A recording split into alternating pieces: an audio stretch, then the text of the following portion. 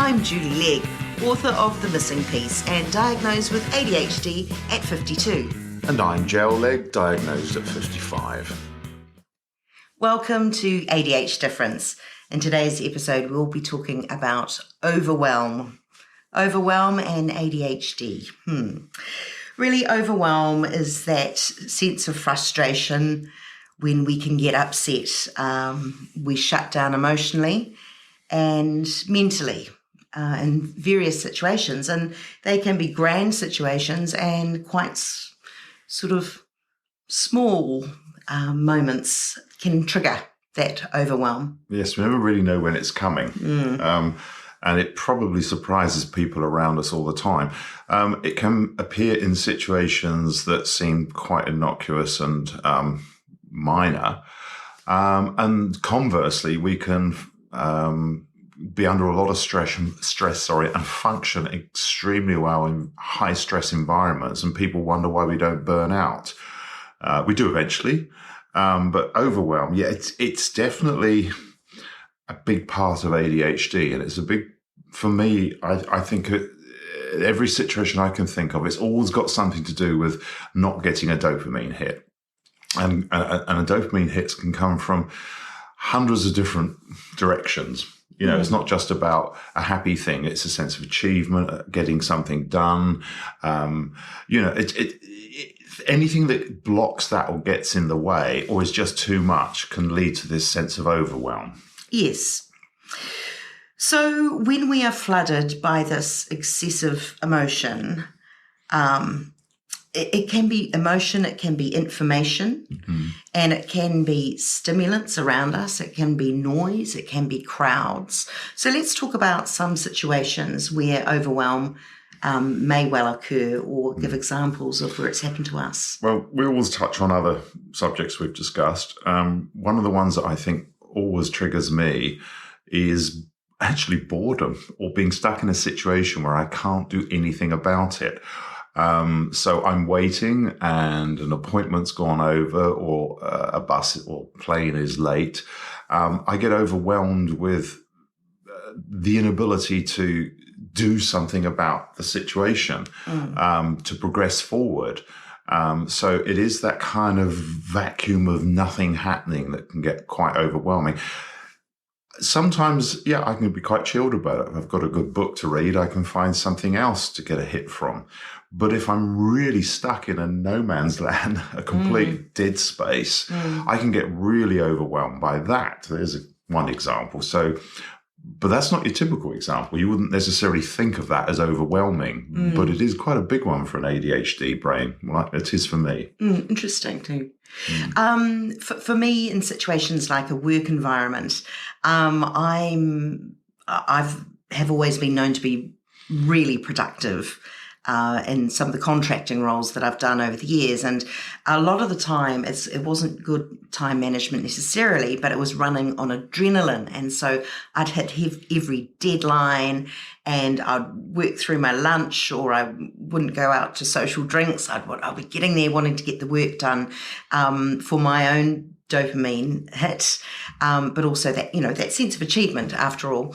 But when I had a big list of things to do and someone gave me just one little thing to do on top of that, I would find that very overwhelming, because there was just no time to do it. And it wasn't what I wanted to do. It was a random thing presented to me.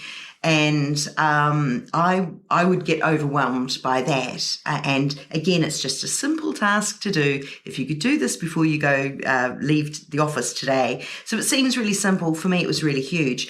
And it was quite patronizing when, let's say, a manager would say, gosh, would you like me to help prioritize your work? Well, yes, that would have been helpful. But for me, it just took away... I'm a very capable person, and I guess they didn't appreciate that this was there's a term for it.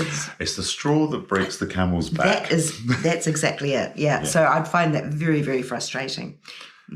And we can do that to ourselves. I can find myself in a situation where I give myself a fixed amount of time before a deadline. Actually happened today. I had 30 minutes before lunch, an agreed time for lunch. And I know Jules was heating up some soup, and it's so rude of me if I don't wander in and, come in exactly on time. That's just such a rude thing to do. So I had 30 minutes to finish a garden task precisely. I knew I could do it. And the hit was going to be, I finished this task, and it was a whole morning's task, actually. And so I could put my tools down, have lunch, and then the afternoon was mine. So there's big stakes at play here. And I needed the hose pipe, pulled the hose pipe out, and the end just fell off it. And I thought, okay, that's not the biggest deal in the world. I've got to put it back on. But it would have taken a minute or two, and it was the straw. It was the straw. And so I was really frustrated. And I ended up being a couple of minutes late. So the entire task I set out, which took about 4 hours to do, the dopamine hit wasn't there because I failed to finish it at a pre-imposed time. I was 5 minutes late. I know that sounds silly. That's ridiculous. It's unreasonable. It's irrational. But I just don't feel like I've got the dopamine hit from achieving that. I don't look back at that job now when I look out the window, it was cutting the lawns, and think, yeah, did that, wonderful, awesome. That's just crazy. But this is how our brains can work sometimes. I agree. And this overwhelm, there's a lot of ADHD traits that add to it, into the mix. And so, for example, another that can come from overwhelm is big emotions. For observers, it could see to be very irrational big emotion over the fact that you're given one more task, or that your deadline, things weren't quite working out for you. And also shutting down is a big one too, and at times struggling to articulate how you're feeling.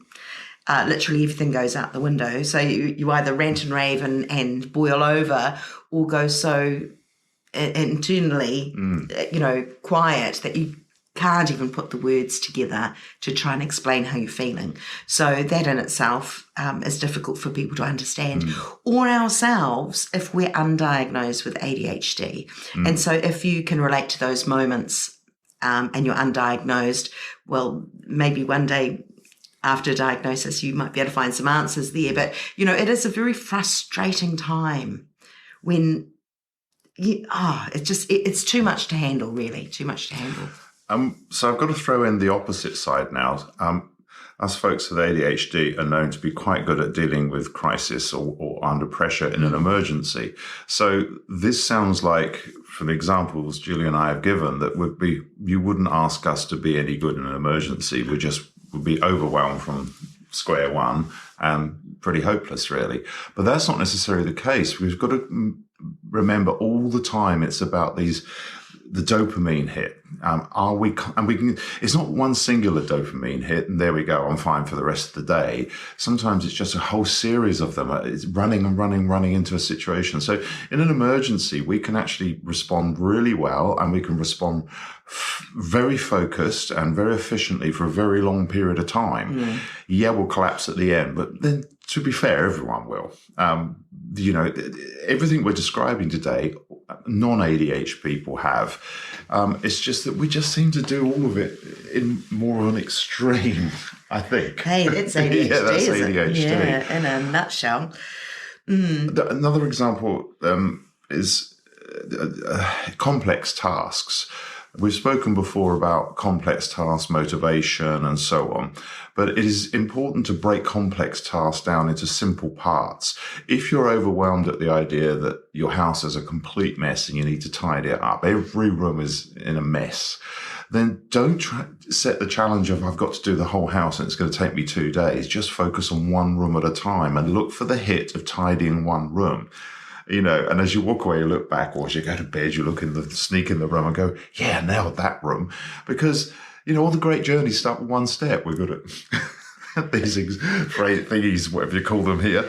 But it really does work. And it may be weeks before you get onto the next room. But that's fine. That works too. So that's taking the win, isn't it? Taking the win. That's the expression. We use this expression around here in our relationship all the time. Take the win. which means like, you're on the we're not gamblers, but if you're on the pokey, well, that's a bad example. Let's forget that as an example. but taking the win is knowing when to say, yeah, I did good. It's not all about the jackpot. It's not all about the final score. Yes, it's celebrating each mini milestone before you get to the end goal, because things could deviate and change. Other times of overwhelm, it can be noise, unexpected noise or large crowds, and that kind of triggers this hypersensitivity, which we've discussed in another episode. And just on that one, because I know we tend to move on quickly, that doesn't mean all of us folks with ADHD can't handle a big crowd, whether it's a football match or a concert or a party. It's our relationship to it. So if we're not invested in that crowd, if we're not part of it, it can be overwhelming. If we are invested in it and part of it, so say it's a party and we know a few people there and we're in a good mood, we'll be making the noise. Yes. So we can be just as functioning just as well in that environment. Yes. But it depends on our investment in that environment. With the hypersensitivity, thinking of you, Jel, with smell of petrol or oil or car fumes. Car fumes, there you go. Yeah. Or sirens, or a loud motorbike suddenly revving when you're sat at a cafe somewhere.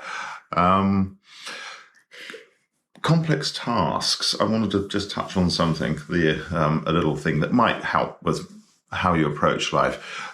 With really complex tasks, when you're doing something that you just can't seem to nail, that can be very overwhelming, and you're not quite sure why something's not working. Right. And it could be your life. It could be how you've got your whole life balanced, or it could be just a complex task in front of you. Anyway, let me give you an example there. So I'm a music producer, so I mix a lot of music, and some music I mix is extremely complex. It can have 50 channels of input. Each one can have hundreds of variations of what's going on inside and so on. In the world of mixing, when we get to a point where a mix isn't working and the song's not balanced and we just can't nail it, and we think we've done everything right, it's just not working, we have this technique called a fader down mix. So what it means is, you've seen those mixing desks with lots of faders on them. And you take them all down to zero and you start again. So it's back to basics, back to first principles. So you bring up the bass drum, then you bring up the snare, and you balance the drums, and you introduce the bass, and you keep adding things until something's not quite right. It's called a fader down mix. And I use this as an analogy for anything I'm doing. It could be your life. Hey, I like my job. My job's great. I enjoy my job. Great boss, great workmates. I don't mind the commute to work. It's not too stressy. And you start adding things into the mix. Childcare, that's proving a bit challenging. It's too far away. Until you find the thing that's not right. Because if you don't do that and you look at the whole of your ADHD life, you get overwhelmed and you just hit a brick wall and you sit there and you do nothing. And I don't know how to fix this. I don't know where to start because it's all noise. Is it my job? Is it the childcare arrangements? Is it my relationship? Is it the house I live in? So hopefully that kind of gives you a kind of tool idea of, it's a fader down remix. Write it down, sit there in peace and quiet and write down a list of all the key things in your life and try to isolate which one is causing the overwhelm. Yeah, absolutely. Maybe. Yeah, and to just take note of it when it happens. And the odds are you probably you'll see a pattern over the history of when you're likely to get overwhelmed. And I guess anticipating those moments is really helpful. Another example of overwhelm can be actually in a lecture theatre, or for those really trying to educate themselves on a particular subject. And I know I've done a couple of papers over the years, and I find the lecture theatre actually very noisy. There are people tapping away at their laptop or writing notes or talking, really trying to focus. I find that environment quite tricky. And so this year I'm trying remote learning, which I'm finding is really interesting. At my own time, I can replay the lecture on Zoom, fast forward and go back again and repeat. So that's kind of alleviated some of the noise or overstimulation factors around lecture. Also, it can be overwhelming, taking on board instructions, little things like, right, you want to go to the doctor's. Well, you go about 5k down, turn left in the V, go to the right, and then hook round, and you'll see this red barn, and then go beyond that, and the second gate, right again, and then behind, it's just like, after what was the very first instruction, I find taking on board instructions overwhelming too. So writing them down for me helps, so I can refer back and not have to rely on my memory for complex things like that. That is such a good example. I'm just giggling to myself inside. My entire life, I'm bearing in mind in my late 50s, so we didn't have sat-nav and mobile phones when we were young. So we had to have a map, and we usually forget to put the map in the car. So you stop and ask a local, how do I get to blah, blah? I don't know why I bothered, because after the second instruction, or maximum third junction turn right, I'm just phasing out, smiling out, and thank you, cool, awesome. And we get to the 10th instruction, make sure you don't turn left there. What are you talking about? And then you're just to drive off, and it's gone the wrong way. And it's been all of our lives we've done that. And it's just, and now I look back and laugh, because I didn't realise I had ADHD back in those days. Yes. But it's no different now. There are sometimes when you realise, or you're diagnosed with ADHD, it doesn't fix things. There's no fix for that that I'm aware of, apart from writing it down, making a note or recording it. Do you mind if I record you? Well, you could. Yeah, you could do that. Just don't stop and ask anyone in directions now, because it's a complete waste of their time and ours. Other little things like losing your keys can be quite overwhelming, because with ADHD, it doesn't just happen once, does it? No. We know that it doesn't. No. It happens all the time. And after the fifth time this week, and you still can't find them, that can get overwhelming. Just such a simple thing as finding the keys. And you've got ideas for losing. First of all, so you don't lose your keys, is, you have to play to your own strengths, your hyperfocus, which a lot of us with ADHD can switch on and off every now and then. So hyperfocus on, as soon as I walk through the door, I hang my keys up there, or I put them there, and get obsessed with it, because it will pay dividends. In my case, my keys never leave my right front pocket, ever. And so I've never generally don't lock myself out, because the only way I can go out without my keys is not to have my trousers, and I've kind of noticed that. But when keys are lost, I'm going to go back to the fader down example. Reset back to basics. Forget all the, it must be in the drawer. I've looked in the drawer 5 times. All the places it should be, it's not. Back to basics. The most simple thing. You arrived home in the car. Yeah, we must have had the keys. Did you lock the car? Yes, sure, right. And where did you then walk? What did you do? And so there's no point looking at the other end of the house. You've got to strip it down. If you do that, try to make it fun. Try to think you're sort of Sherlock. You see, I had a complete mind blank there. My mind went somewhere else. You're trying to avoid this overwhelm, no matter how much stress you're under, and you've got to find those keys. You've got to go out in 5 minutes. You've just got to find that way of stripping it back to basics. And usually that will give you the result. Which brings us through to time management, because I know when you have to be at a certain place at a certain time. Nightmare. Absolute nightmare. And or running errands. Getting across, especially to a deadline, getting across town, doing this, doing that, it can get quite stressful. And throw in heavy traffic on the motorway. You can get quite overwhelmed when plans don't quite go to plan. That can be very frustrating. The other thing too is being overwhelmed with things like exercise routines, or some self-care work, or losing weight, for example. It can seem quite overwhelming, such a huge task. Where do you start? Again, start at the beginning. Yeah. Take each day as it comes. Yeah. And if we're going through that process at the moment, if you fail on a day or a week's not what you want, a new week starts. Yeah. Set yourself reasonable expectations. Our ADHD brains want instant results, and they want we don't have the patience to wait, but you do have to find a way of saying, well, stack the odds on your favor. If it's going to take 6 months, find a way to accept it, to achieve something. In the book, I talk about chunk it, put things into chunks. And so rather than look at the big picture, which just seems so overwhelming and unobtainable, week by week, you can look a week ahead. And sometimes it's a day by day, depending on what you're setting out to achieve. That reminds me, one other type of overwhelm is being interrupted. So we hyperfocus a lot. So we might be hyperfocused on a useful task, a work task, or playing a game or reading something.